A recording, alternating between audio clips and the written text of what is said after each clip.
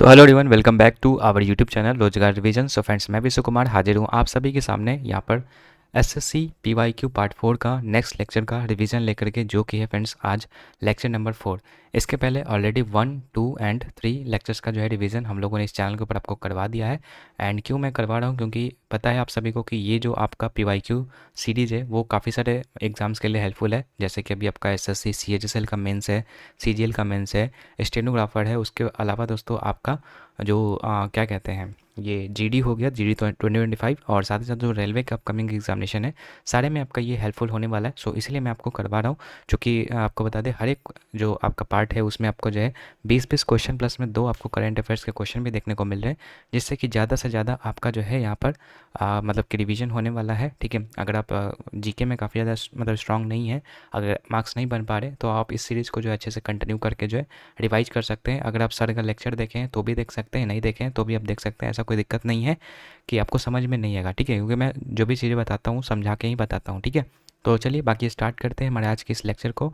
And ये जो है लेक्चर नंबर 4 रहने वाला है। ठीक है, इसका पीडीएफ की बात करें फ्रेंड्स, तो पीडीएफ आपको मिल जाएगा हमारे टेलीग्राम चैनल के ऊपर। तो सभी लोग जाकर के टेलीग्राम को ज्वाइन कर लेना, लिंक डिस्क्रिप्शन बॉक्स में दिया हुआ है, या फिर आप एमसीक्यू विजार्ड सर्च कर सकते हैं टेलीग्राम के ऊपर, आपको पीडीएफ मिल जाएगा हिंदी और इंग्लिश दोनों मीडियम में। तो चलिए आज के इस लेक्चर को स्टार्ट करते हैं सबसे पहला क्वेश्चन से। तो सबसे पहला क्वेश्चन है फ्रेंड्स यहाँ पर कि जो अल्लाह रखा खां जो है वो किस संगीत वाद्य यंत्र से संबंधित है। ठीक है, तो आपको बता दें अल्लाह रखा खां की, तो ये आपका तबला से संबंधित है, तो तबला इसका जो करेक्ट आंसर हो जाएगा। बाकी दोस्तों इसके अलावा आपको ये भी याद रखना है कि अल्लाह रखा खां के ही एक पुत्र थे जिनका नाम था क्या, जाकिर हुसैन। ठीक है, तो जाकिर हुसैन के बारे में आपको ये याद रखना है कि ये जो है इनको 2023 में जो है पद्म विभूषण से सम्मानित किया गया है। ठीक है, एंड 5 बार इनको ग्रैमी भी मिल गया है। जैसा कि अगर मतलब 3 व्यक्ति हैं जिनको कि 5 बार ग्रैमी मिला है, उसमें से एक जाकिर हुसैन है, और एक आपके पंडित रविशंकर भी है, और एक और कोई है।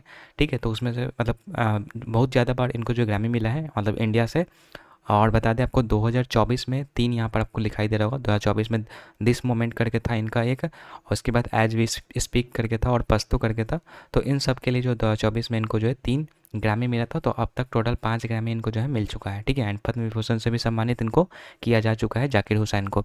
बाकी और भी हम लोग बात करते हैं यहाँ पर सरोद से संबंधित कुछ व्यक्ति के बारे में। तो सरोद से संबंधित आपके हैं अमजद अली खान, हाफिज अली खान और राजीव ताराना। ठीक है, तो अली खान अगर आपको जहाँ पर दिखेगा तो सरोद आप लगा सकते हैं। इसके अलावा राजीव तारानाथ आपको याद करना है।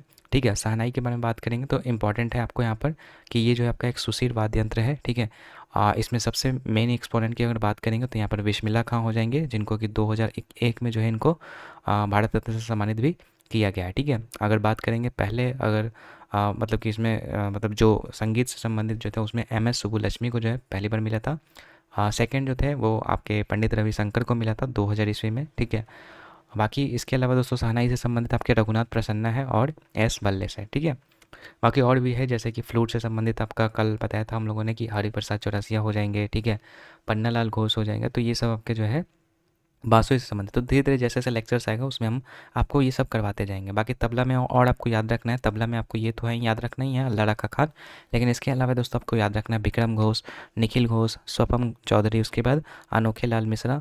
तो ये आपका जो है तबला से संबंधित है। ठीक है, तबला कैसा इंस्ट्रूमेंट है, तो परक्यूशन इंस्ट्रूमेंट है जिसको कि हम लोग पीट के बजाते हैं। ठीक है, तो जिसको हम ठोक के पीट के बजाते हैं उसको हम लोग परक्यूशन इंस्ट्रूमेंट कहते हैं। बाकी जिसको फूंक के बजाते हैं उसको सुसीर बोलते हैं, और बाकी ये जो सरोद वगैरह है वो आपका तंतु वाद्य यंत्र है। ठीक है, तो इतना याद रखिएगा। चलिए सेकंड क्वेश्चन की तरफ बढ़ते हैं। बोर्ड है किस धातु में फाइबर की मात्रा अधिक होती है, मतलब किस में फाइबर की अधिक मात्रा होती है, वो ऑप्शन के अकॉर्डिंग देखना था। तो उसमें देखिए सबसे ज़्यादा जो है आपका जो होल ग्रेन होता है यानी साबुत जो अनाज होता है, ठीक है, उसमें आपको जो है सबसे ज़्यादा फाइबर की मात्रा होती है, जो कि भोजन को पचाने के लिए काफ़ी ज़्यादा इंपॉर्टेंट होता है। ठीक है, तो याद रखिएगा जो होल ग्रेन होता है उसमें सबसे ज़्यादा फाइबर होता है। बाकी अगर अंडा की बात करेंगे तो अंडा में जो सफ़ेद वाला भाग होता है उसमें प्रोटीन पाया जाता है, और जो पीला वाला भाग होता है उसमें आपका कोलेस्ट्रॉल पाया जाता है फ्रेंड्स। ठीक है, एंड फिश की बात करेंगे तो फिश में आपका बहुत ही ज़्यादा हाई मात्रा में प्रोटीन, एंड मिल्क में आपको कैल्शियम, विटामिन डी वगैरह आपको देखने को मिलता है। ठीक है, तो इतना याद रखिएगा। आगे बढ़ते हैं, आगे है जैता जो है किस राज्य का एक प्रमुख नृत्य है। तो जैता की बात करेंगे तो जैता आपका जो है यूपी यानी कि उत्तर प्रदेश का आपका जो है प्रमुख नृत्य है। अगर बात करेंगे यूपी में इसके अलावा तो नौटंकी हो जाएगा, कजरी हो जाएगा, झोड़ा हो जाएगा, छपेली हो जाएगा। तो ये सारे आपका यूपी से ही संबंधित संबंधित है। तो जैता, नौटंकी, कजरी, झोड़ा, छपेली, ठीक है। तो इसको आपको याद करना पड़ेगा। आप चाहें तो इसमें अपना कुछ लॉजिक लगा सकते हैं जिससे कि ये लंबे समय तक याद हो सके, मतलब एक स्टोरी फॉर्म करके, जैसे सर आपको बताए भी होंगे, अगर आप लेक्चर किए होंगे तो सर याद करने का तरीका भी बताते हैं। तो लेक्चर उनका देखने का ये फ़ायदा होता है कि आपको तरीका पता चल जाता है। ऐसा तो मैं सिर्फ रिवीजन करवा रहा हूँ, तो उतना अगर मैं डिटेल में फिर मैं बताने लगूँगा तो फिर वीडियो लंबा हो जाएगा, ठीक है, इसलिए मैं नहीं बताता हूँ आपको। बाकी यूपी का आपको याद हो गया होगा। एमपी की बात करेंगे तो एमपी में आपका भगोरिया हो जाएगा, मंच हो जाएगा, खड़ा नाच हो जाएगा, मटकी हो जाएगा, जवाड़ा हो जाएगा और फूल पत्ती हो जाएगा, ठीक है। तो एमपी में भगोरिया, मंच, खड़ा नाच, मटकी, जवाड़ा, फूल पत्ती। कर्नाटक में भी आपको याद रखना है, यक्षगान काफ़ी इंपॉर्टेंट है, बोलक हो जाएगा, कमसाले, डोली, बुट्टा, आराधना, नागमंडली, सुग्गी, करगा, छुट्टारी, ठीक है। तो इसका भी सर ने अच्छे से ट्रिक बताया था कि मतलब कुछ उस तरीके से बताया था स्टोरी के फॉर्म में, तो आप उनका वीडियो देखिएगा तो ज़्यादा अच्छे से समझ में आएगा। बाकी अगर देख चुके हैं तो आप इसको देख सकते हैं ताकि आपको याद हो जाए। बाकी राजस्थान में याद रखिएगा घूमर, सुईसिनी, कालबेलिया या फिर चकड़ी, ठीक है। एंड कालबेलिया काफ़ी ज़्यादा इंपॉर्टेंट नहीं होता है क्योंकि मतलब इससे एक इंपॉर्टेंट एक्सपोनेंट को आपको याद रखना, मतलब इसी से एसोसिएटेड है एक पर्सन जिनका नाम है गुलाबो सपेरा, ठीक है, कालबेलिया। तो ये सारे आपके राजस्थान के नृत्य हैं, ठीक है, लोक नृत्य, फोक डांस। बाकी आगे बढ़ते हैं। फोर्थ नंबर क्वेश्चन बोल रहा है कौन जो है राजनीति निर्देशक सिद्धांतों के अंतर्गत नहीं आता है। तो ऑप्शन के अकॉर्डिंग टिक लगाना था। बाकी हम लोग डीपीएसपी के बारे में पहले भी पढ़े हैं, जो कि आपको पता था कि ये जो आपका पार्ट 4 के अंतर्गत आता है। 36 से 51 जो आर्टिकल है वो आता है, और कहाँ से लिया गया इसको, तो आयरलैंड के संविधान से इसको जो है लिया गया है, ठीक है। तो राज्य के नीति निर्देशक सिद्धांत की अगर बात करेंगे तो इसमें आपका भारतीय स्थानीय भाषाओं को बढ़ावा, ऐसा कुछ मतलब कि ये बात नहीं कहा गया है, ठीक है।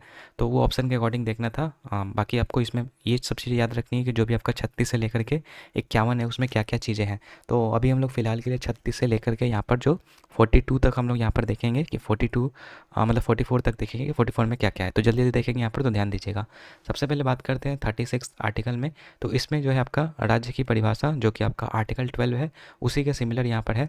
तो अनुच्छेद 36 में आपका राज्य की परिभाषा के बारे में पता चलता है। अनुच्छेद 37 में बात करेंगे तो बोला जाता है ये जो है आपका डीपीएसपी क्या है, नॉन जस्टिसिएबल है, यानी कि आप इसके लिए मतलब कोर्ट में नहीं जा सकते हैं कि मेरा जो है अधिकार का ये हनन हो रहा है, ठीक है। तो ये नॉन जस्टिसिएबल है, ये आप याद रखिएगा। उसके बाद दोस्तों आपको बता दें यहाँ पर जो है नेक्स्ट आगे बढ़ते हैं यहाँ पर। तो नेक्स्ट यहाँ पर आर्टिकल नंबर 38 है। 38 बोल रहा है कि यह राज्य को लोगों के कल्याण को बढ़ावा देने के लिए एक सामाजिक व्यवस्था को सुरक्षित करने के लिए अधिकृत करता है। मतलब कि वेलफेयर जो होता है वो आपका 38 से संबंधित है। बाकी 39 में आपका जो है आपका एलडीसी पीएचसी करके ऐसा सर ने याद करवाया था, तो जिसमें कि मतलब 39 में काफ़ी सारे सब क्लॉजेज हैं, ठीक है। तो उसी में आपको देखना है कि 39 में जो एल से हो जाएगा लाइवलीहुड, यानी कि इसमें क्या होता है कि पुरुषों स्त्रियों को पर्याप्त आजीविका के साधन यहाँ पर प्रोवाइड किया जाएगा। लाइवलीहुड का मतलब वही होता है।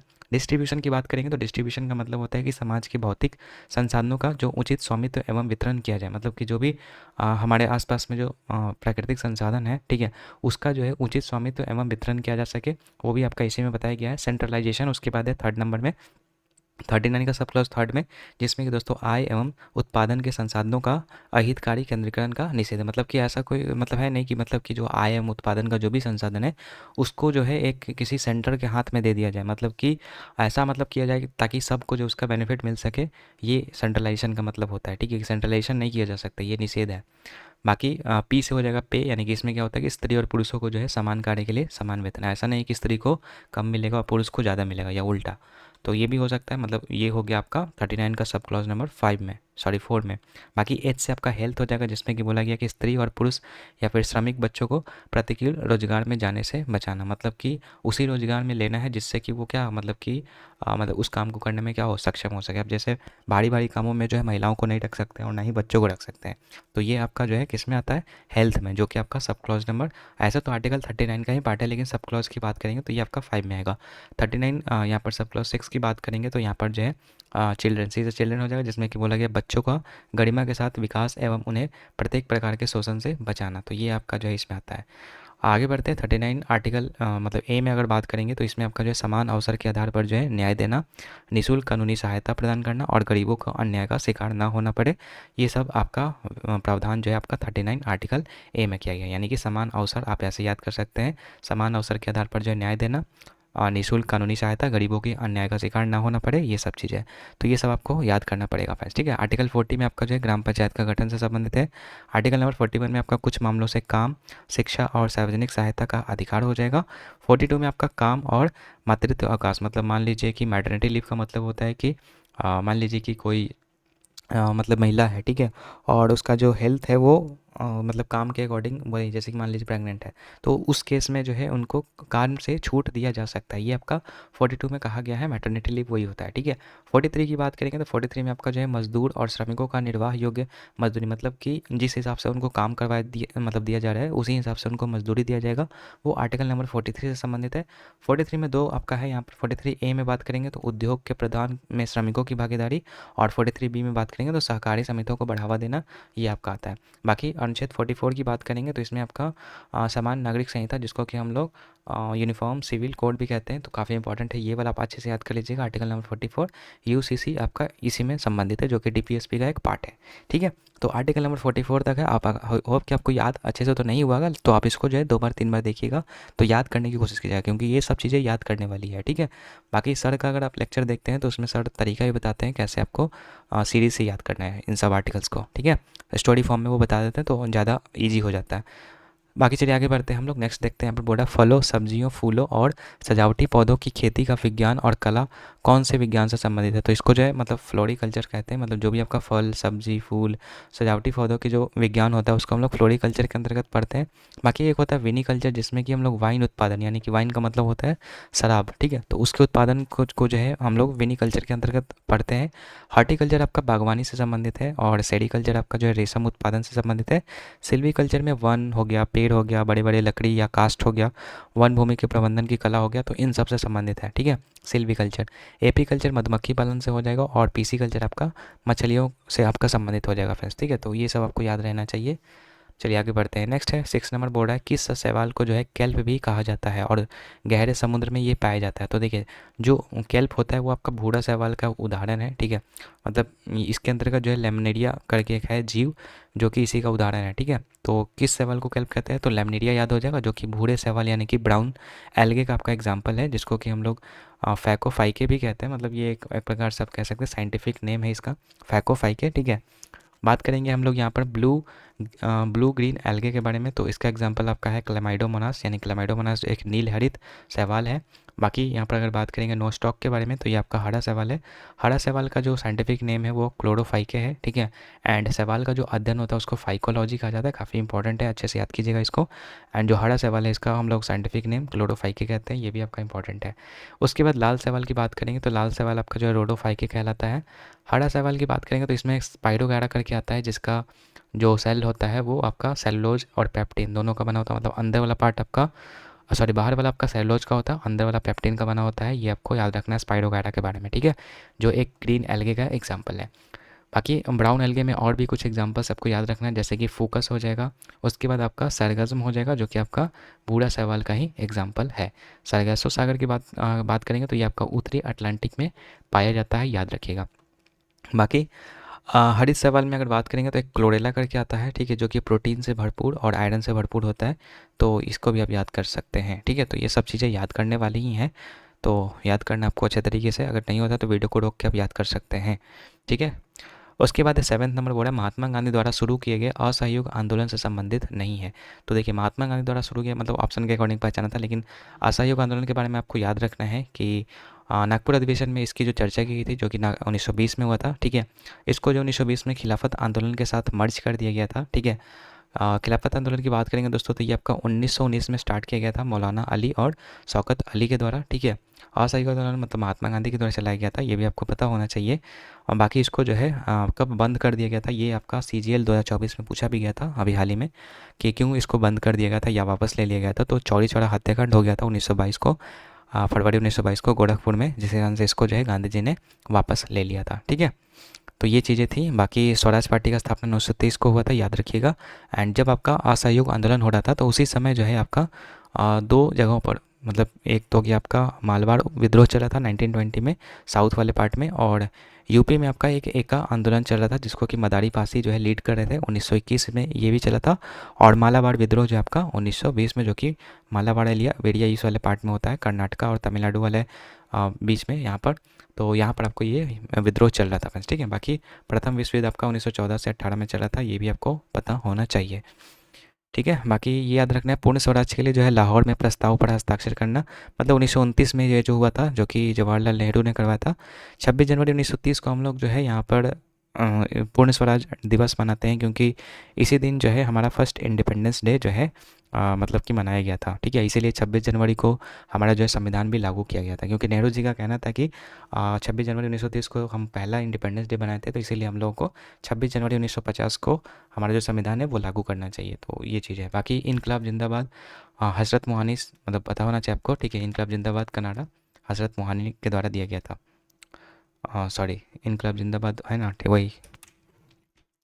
ठीक है, तो इसको भी आप अच्छे से याद कर लीजिएगा। जो इनकलाब जिंदाबाद का नारा है हज़रत मोहानी के द्वारा दिया गया था। चलिए आगे बढ़ते हैं दोस्तों। अब हम लोग नेक्स्ट बात करते हैं। 8 नंबर बोल रहा है यहाँ पे, किस अनुच्छेद में उल्लेख है कि भारत का राष्ट्रपति बनने के लिए जो है किसी भी व्यक्ति को भारत का नागरिक होना आवश्यक है। तो राष्ट्रपति वाला आपको कल ही याद करवा दिया गया था पूरा। कल क्या मतलब पिछले जो भी लेक्चर्स हुए उसमें सब में डिस्कस किया गया लगभग।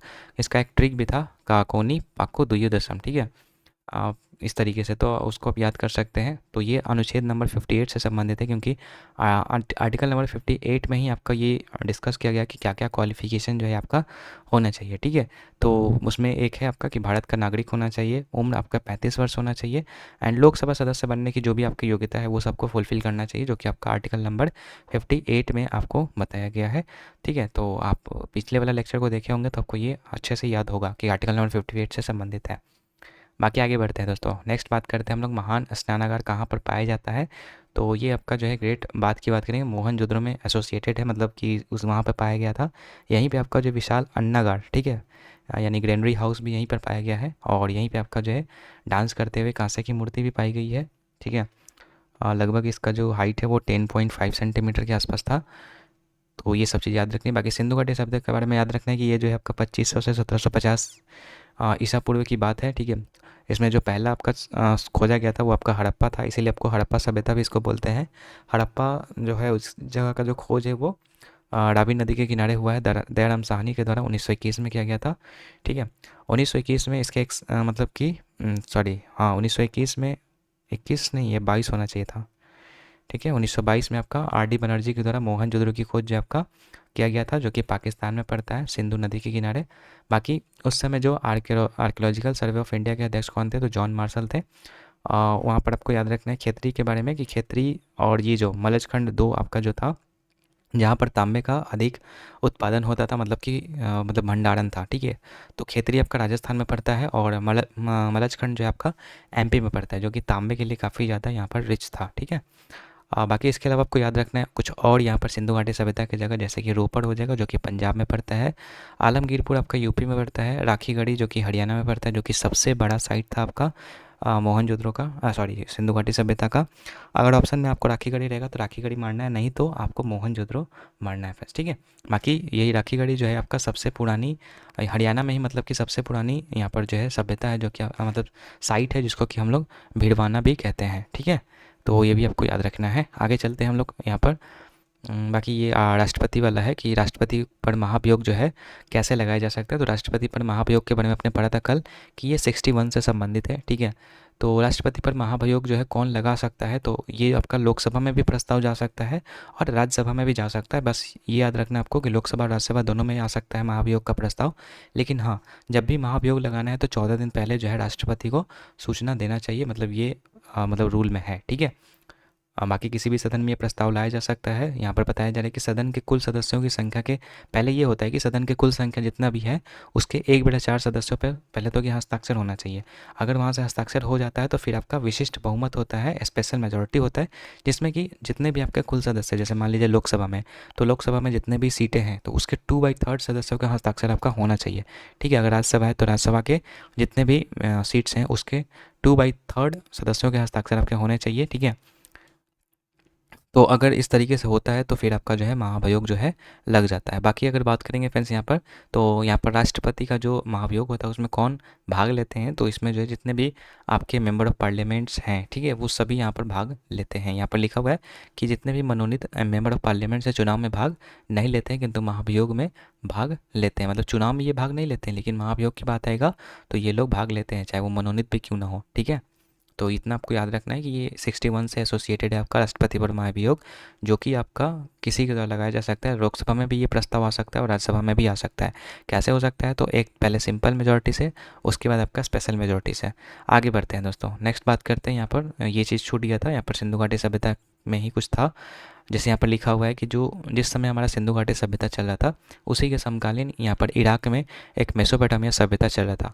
एंड वहाँ के जो लोग थे वो हड़प्पा वासी को मेलुहा के नाम से जानते थे। ये आपको याद रखना है। बाकी डॉकयार्ड के बारे में याद रखना है, यानी बंदरगाह उस समय जो सिंधु घाटी सभ्यता में था प्रमुख, लोथल था, जो कि गुजरात में आपका भोगवा नदी के किनारे सिचुएटेड था। ठीक है, तो इतना याद रखना है। बाकी चलिए अब आगे बढ़ते हैं। नेक्स्ट है यहाँ पर उपन्यास द वाइट टाइगर जो है किसके द्वारा लिखा गया था? तो ये जो है आपका अरविंद अडिगा के द्वारा लिखा गया है। बाकी इनके अलावा और भी कुछ बुक्स थे, जैसे कि आपका सिलेक्शन डे हो जाएगा, लास्ट मैन इन 2 ओवर हो जाएगा। ठीक है, तो ये आपका जो है द वाइट टाइगर लिखा गया अरविंद अडिगा के द्वारा। एंड इसके अलावा selection day, last man in 2 over, ये आपका जो है अरविंद अडिगा के द्वारा लिखा गया। बाकी अमिताभ घोष के द्वारा जो आपका sea of poppies, shadow lines, hungry tides, river of smoke. ठीक है, तो अच्छे से आपको रट लेना है। ये सारे आपका जो है पूछा जा सकता है आपके अपकमिंग एग्जामिनेशन में। ठीक है, बाकी अमिश त्रिपाठी वाला जो है आपका एग्ज़ाम में आया था CGL 2024 में। ठीक है, तो ये आपको याद रखना है। अमिश त्रिपाठी में आपको ज़्यादातर जो है भगवान वाले मतलब कि भगवान से संबंधित कुछ होगा नाम, जैसे कि रावण हो गया, सीता, सीक्रेट ऑफ नागास, ठीक है, इमॉर्टल ऑफ मेलुहा, तो ये सारे आपका अमीश त्रिपाठी की तरह है। बाकी चेतन भगत आपको याद रखना है, इसमें जो अधिकतर नंबर्स वाले होंगे जो भी होगा, जैसे कि इसमें देखिए 5 पॉइंट सम्मन हो जाएगा, 2 स्टेट्स हो जाएगा, 1 नाइट एट कॉल हो जाएगा, 400 डेज हो जाएगा, 3 मिस्टेक्स ऑफ माई लाइफ, ये सारे के सारे आपका चेतन भगत के द्वारा लिखा गया है। तो एक प्रकार से आप ये बैठा सकते हैं मन में कि अगर नंबर वगैरह वाला आएगा बुक का नाम तो वो आपका चेतन भगत हो जाएगा, और अगर भगवान से रिलेटेड आएगा जैसे कि सीता, रावण, ये सब आएगा तो आपका अमीश त्रिपाठी से संबंधित रहेगा वो। ठीक है, ये सारे के सारे उपन्यास। आगे बढ़ते हैं दोस्तों, नेक्स्ट है यहाँ पर वायुमंडलीय तापमान जो है किस पर निर्भर नहीं करता है?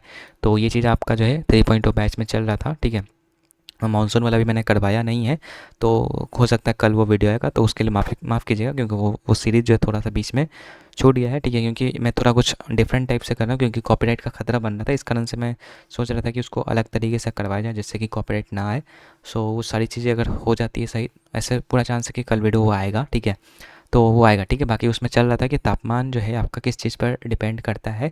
तो वो तापमान जो आपका लैटिट्यूड यानी अक्षांश पर डिपेंड करता है, एल्टीट्यूड यानी कि ऊंचाई पर डिपेंड करता है, और डिस्टेंस फ्रॉम सी, इन सब चीज़ों पर जो है आपका वायुमंडल का जो तापमान है वो डिपेंड करता है। ठीक है, तो यहाँ पर पूछा था कि किस पर निर्भर नहीं करता है, तो ऑप्शन के अकॉर्डिंग जो है महासागरों की लवणता पे कोई डिपेंड नहीं करता है आपका तापमान। बाकी लैटिट्यूड किस तरीके से इफेक्ट करता है, तो आपको पता होगा कि जो आपका लैटिट्यूड है, मतलब कि एक कर्क रेखा है, आपको पता होगा कर्क रेखा एक अक्षांशी है, तो कर्क रेखा के आसपास का जो इलाका है, ठीक है, मतलब उसके नीचे वाला जो इलाका है, मतलब कर्क रेखा से लेकर के भूमध्य रेखा है, ठीक है, उसके बीच का जो पार्ट है तो वो आपको गर्म रहेगा। ठीक है, तो ये चीज़ है। बाकी आपने पढ़ा देखा होगा कि जो साउथ वाला जो पार्ट होता है उसमें ज़्यादा गर्मी पड़ता है, और ऊपर वाला में आपको ज़्यादा गर्मी नहीं पड़ता है, तो वो लैटिट्यूड के कारण ही तो है ना। बाकी एल्टीट्यूड किस तरीके से है, तो जहाँ पर देखा होगा आपने, जहाँ पर पहाड़ी इलाका होता है वहाँ पे आपको ठंडक महसूस होती है, तो एल्टीट्यूड भी इफेक्ट करता है। तो ये सारे आपका जो है तापमान को इफेक्ट करता है, बाकी लवणता नहीं करता है। ठीक है, इसमें कुछ और टर्म्स है जैसे कि हैलोक्लाइन है। तो हैलोक्लाइन क्या होता है? तो हैलोक्लाइन का मतलब है कि एक एक पॉइंट होता है जिस पर समुद्र की जो लवणता होती है, यानी कि जो सॉल्टनेस है, वो अपेक्षाकृत क्या होता है, तेज और संतुलन, मतलब कि उसमें रैपिड इंक्रीजमेंट देखने को मिलता है। ठीक है, मतलब जैसे कि मान लीजिए कि ये समुद्र है, ठीक है, तो समुद्र में एक ऐसा पॉइंट आता है जिसके बाद ऐसे देखिए, मान लीजिए ऐसे यहाँ पर जो है सॉल्टनेस क्या होता है, सॉल्टनेस लेवल मतलब कुछ और है, लेकिन इस पॉइंट के बाद अचानक से क्या हो गया, सॉल्टनेस लेवल बढ़ गया, तो इसी पॉइंट को क्या कहते हैं, हैलोक्लाइन कहते हैं।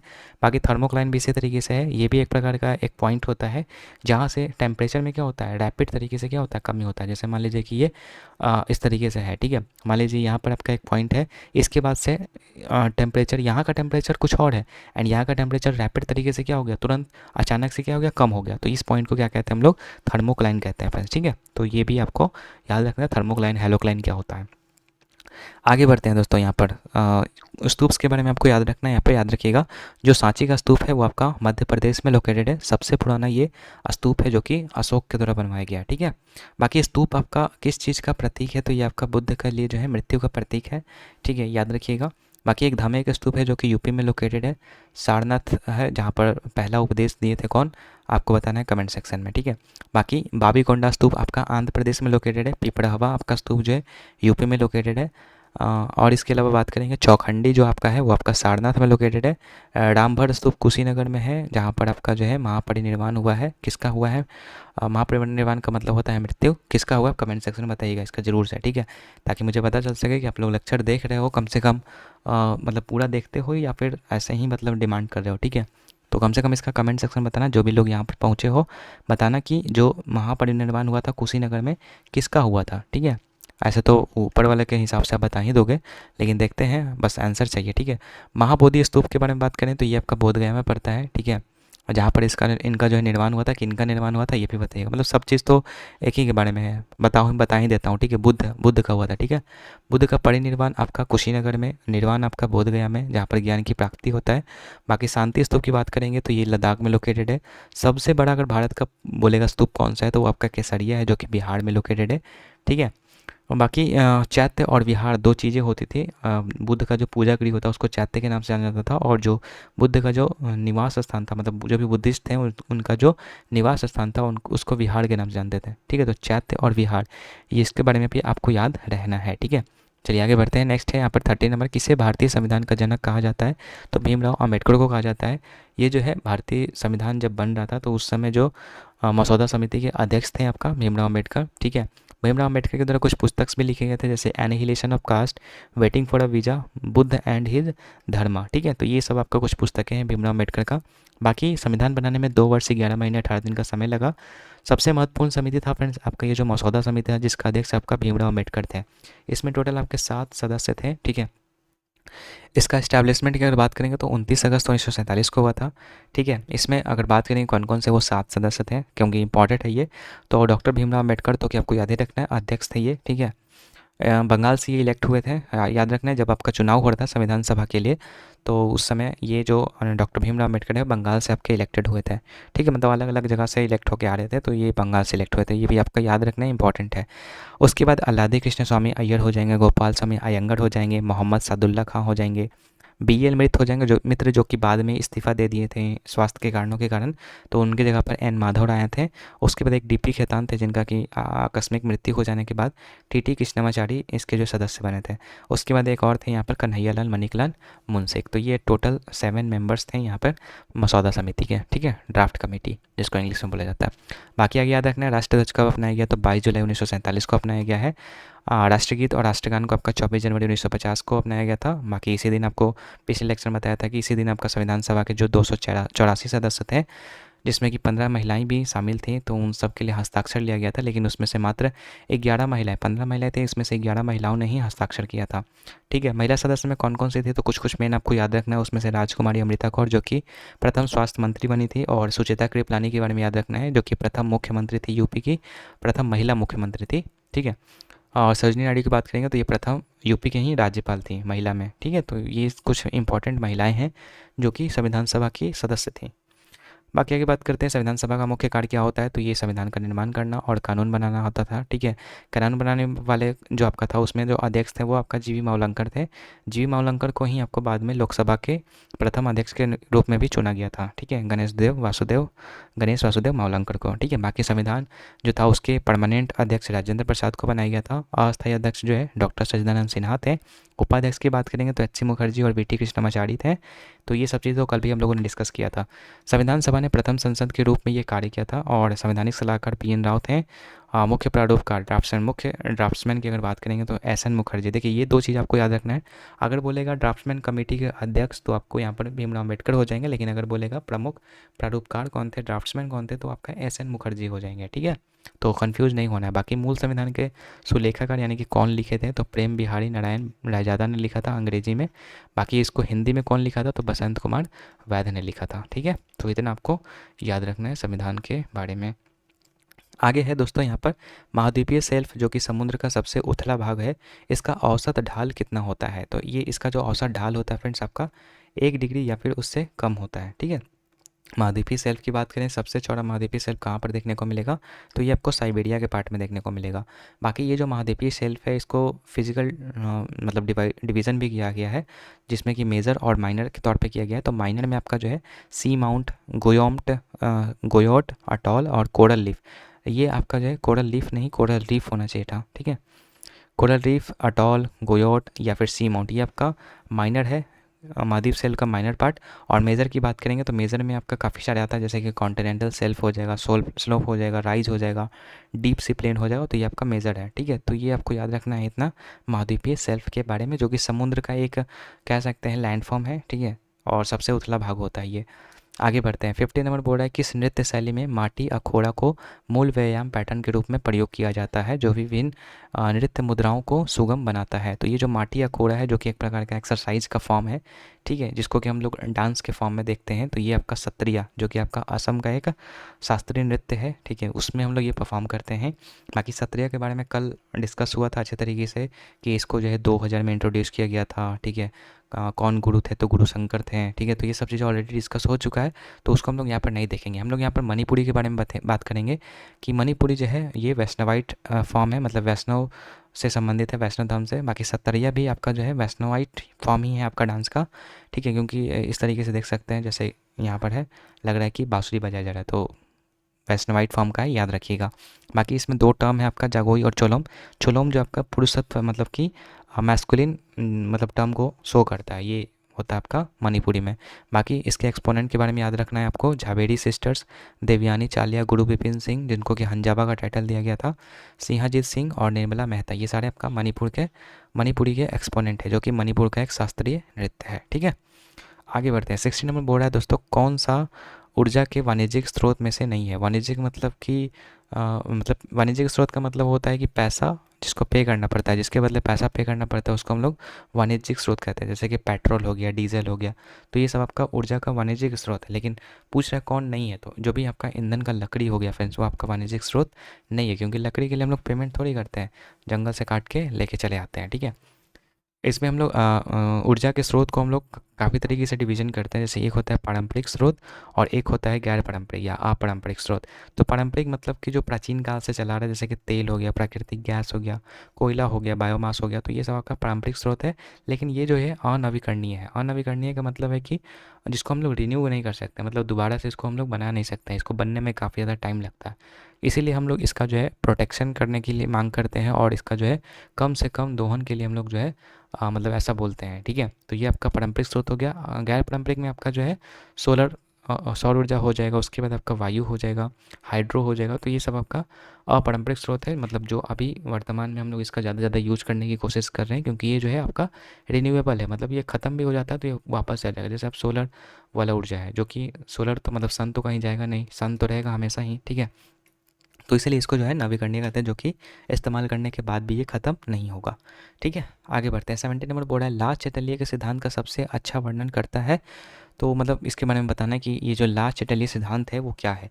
तो इसको देखिए, इसको जो है इक्विलिब्रियम लॉ भी कहते हैं। ठीक है, और इसमें क्या होता है, तो देखिए अच्छे तरीके से अगर समझाने की अगर बात करेंगे दोस्तों, तो याद रखना है कि इस सिद्धांत के मुताबिक जो है, अगर किसी सिस्टम की संतुलन स्थितियों को नियंत्रित करने वाले किसी भी कारक में बदलाव होता है, तो सिस्टम उस बदलाव में प्रभाव को कम करने के लिए बदलाव से गुजरेगा। मतलब आपको समझ में नहीं आया तो देखिए इसको एग्जांपल से समझते हैं। जैसे मान लीजिए कि इस तरीके से कोई एक सरफेस है, ठीक है, अब इसमें हम लोग बॉल को क्या करते हैं, यहाँ से छोड़ते हैं। ठीक है, तो यहाँ से जब छोड़ेंगे तो ये वापस इधर जाएगा और ये फिर से यहीं पर आ जाएगा। ठीक है, तो ये क्या कर रहा है, मतलब जिस फेज में था उसी फेज में वापस आने का कोशिश कर रहा है।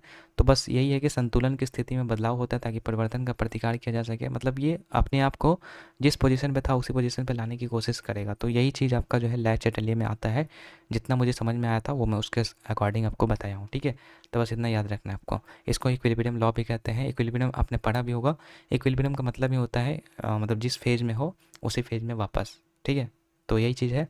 आगे बढ़ते हैं, डाल्टन का नियम के बारे में बढ़ते हैं। डाल्टन का नियम 1801 ईस्वी में दिया गया था, जिसमें क्या क्या कहते हैं, तो गैसों के मिश्रण का कुल दबाव जो है अलग अलग गैसों के आंशिक दबाव के योग के बराबर होता है। ये चीज़ आपको बताया गया था। मतलब गैस के जो मिश्रण का जो कुल दबाव है, मान लीजिए कि कोई ऑब्जेक्ट है, इसमें गैस का मिश्रण है। ठीक है, तो इसमें जो अलग अलग गैस का जो प्रेशर है, ठीक है, और ये इसका जो टोटल प्रेशर है इसके इक्वल होगा। ये चीज़ बोला जा रहा है कि मतलब इसमें अलग अलग को निकाल के इसको जोड़े या फिर मतलब इस कंप्लीट को जोड़े, तो दोनों क्या हो जाएगा, इसका योग बराबर हो जाएगा। जो प्रेशर का जो हम लोग मैग्नीट्यूड है वो बराबर हो जाएगा। ये चीज़ आपका इस डाल्टन के नियम में बताया गया, जो कि 1801 में दिया गया।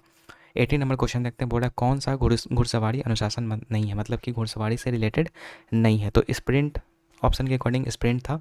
स्प्रिंट आपका रनिंग से संबंधित है। बाकी घुड़सवारी से बात करेंगे तो ड्रेसेज हो जाएगा, वॉल्टिंग हो जाएगा, सो जंपिंग हो जाएगा। तो ये सब जो टर्म है आपका घुड़सवारी से संबंधित है।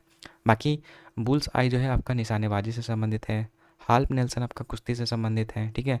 एंड बात याद करना आपको, ये जो घुड़सवारी है, ठीक है, इसी में पहले फीमेल थी जिसको कि यहाँ पर अर्जुन पुरस्कार दिया गया इस खेल में, जिनका नाम है दिव्यकृति सिंह, ठीक है। तो घुड़सवारी में जो पहली महिला है जिनको अर्जुन पुरस्कार दिया गया उनका नाम दिव्यकृति सिंह याद रखना है आपको, ठीक है। आगे बढ़ते हैं दोस्तों 19th नंबर, जो कि हम लोग सेकंड लास्ट क्वेश्चन है। इसके अलावा 2 करंट अफेयर के क्वेश्चन है। बोला कथा सरित सागर जो है कहानियों का एक संग्रह है जो किस भाषा में लिखा गया था। तो ये आपका संस्कृत भाषा में लिखा गया फ्रेंड्स, जो कि सोमदेव के द्वारा लिखा गया है। इसी के अलावा दोस्तों आपको यह भी याद रखना है कि राज तरंगिणी जो है कलहन के द्वारा लिखा गया है। गीत गोविंद जयदेव की रचना है। अष्टाध्यायी पाणिनि की है। हर्षवर्धन की आपकी काफ़ी सारी है, जैसे कि रत्नावली हो जाएगा, ठीक है। हर्षचरित का बानभट्ट भी है, ठीक है। सॉरी हर्षचरित नहीं है, हर्षवर्धन है फ्रेंड्स, ठीक है। सॉरी हर्षवर्धन है तो रत्नावली, नागनंदा, प्रियदर्शिका, ये सब आपका हर्षवर्धन की है। बाकी हर्षचरित का मैंने बता दिया, बानभट्ट उन्हीं की रचना है, ठीक है। पतंजलि की बात करेंगे तो पतंजलि जो है आपका महाभाष्य हो जाएगा, ठीक है। महाभाष्य लिखा था। चरक जो है चरक संहिता का है। तो मतलब याद रखना ये सब चीज़ों को, ठीक है। आगे बढ़ते हैं दोस्तों, यहाँ पर हम लोग सही कथन के बारे में बताना। तो देखिए सीमांत कर्मचारी के बारे में याद रखना है कि सीमांत कर्मचारी किसको कहते हैं।